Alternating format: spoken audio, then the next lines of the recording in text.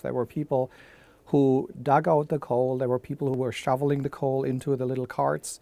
There were people and animals who would push the cars or pull the cars. They had donkeys, they had horses. Appalachia once produced 2/3 of the nation's coal.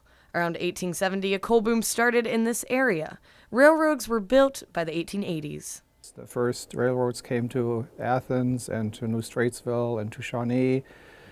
And a pretty remarkable coal boom took off here. There was a lot of coal. The coal veins looked pretty thick, and the coal quality was pretty good. 87% of Ohio's electricity is coal, and every American uses about 4 tons of this stuff a year. And the way coal is mined has evolved a lot in the last century. Pick and shovel. No, we didn't go that far back. We would mine coal the same way we mine it now, basically. We are called a surface mine. With technology comes improvements, and certainly with the equipment that's being used today is far superior than the equipment that was 5, 10, 15 years ago. We use primarily hydraulic shovels and rock trucks. That allows us to load the trucks up with the overburden and move the material where we need to reclaim the land right. A lot of the older techniques just used a shovel, and it was limited where it could place the material within about 60 or 80 feet of where it was being mined. Coal was produced by 32 companies at 79 mines during 2010. Over 9 million tons was produced at 69 surface mines, and over 19 million tons was produced at 10 underground mines. Oxford Resource Partners owns surface coal mines in Ohio, Kentucky, and Pennsylvania. Yeah, surface coal mining involves going in and literally scraping off the dirt, putting it in one pile and saving it, taking the coal out, and then putting that dirt back, and then taking the coal and moving it to the electric power plants.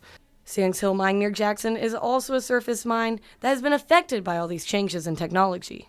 The equipment's got a lot bigger. A lot of the things we're mining now were picked over in the 50s with the smaller equipment and couldn't be mined then because there was too much cover on them, too much rock and overburden. And now we're able to go back now and get the coal. It's on the same land that was disturbed previously by mining, so we're not really affecting any pristine ground that hadn't been mined before. The new equipment has given mines a higher level of productivity than ever before. Prior to the 1970s, many of the you've seen the large excavating pieces of equipment, they would go up to a certain point, they would pull back, and they simply would not access the coal because it was not, at that time, economically viable. Anything from equipment that goes in, they're called augers or high wall miners, and they remotely control. It's just like a video game, and you've got somebody sitting with a joystick, and he maneuvers equipment into the side of a large hill to remove the coal that way. Mining experts aren't the only ones working on improving the mining and usage of coal. So I think some of the projects that OU has been focused on over the years, but also not just OU, many of the Ohio Universities is looking at ways to sequester carbon, looking at ways to do a combined cycle way of combined cycle technology where you reduce the carbon that's coming out of the smokestack. One of the nice things with technology coming along is that the power plants now have all installed the type of technology that can take dirtier coal and clean it better than it was 20 or 30 years ago. What we're doing here in the coal center is finding ways to take coal and convert it into something cleaner, and namely syngas, and then using that gas as an energy source for producing electricity. And we're using fuel cells for that energy production. A fuel cell is like a battery that is made out of stuff similar to bathroom tiles that takes the dirty stuff from coal and uses it to make electricity.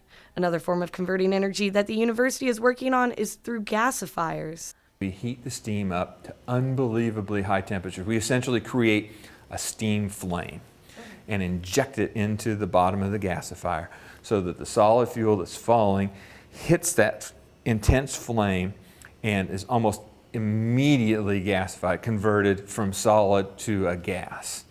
Technology is not only cleaning up coal, but also preventing disasters like the one that happened here in Milford, Ohio in the 1930s that killed 82 miners from happening again. Well, mine safety, every coal miner wants to be safe, and every coal company wants to make sure that their miners are safe. You don't have a productive and well-run mine unless you have a safe mine.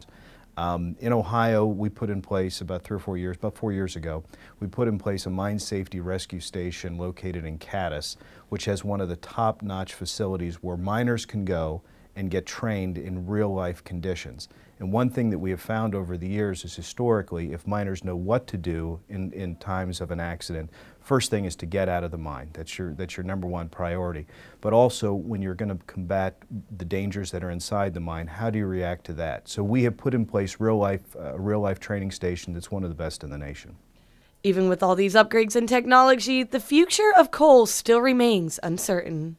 I don't know if it'll change the production of coal a whole lot. I think it could provide a cleaner use for coal. I think what you're going to see is a lot of coal mining being cut back because of the shutdowns of a lot of plants, especially here along the Ohio River.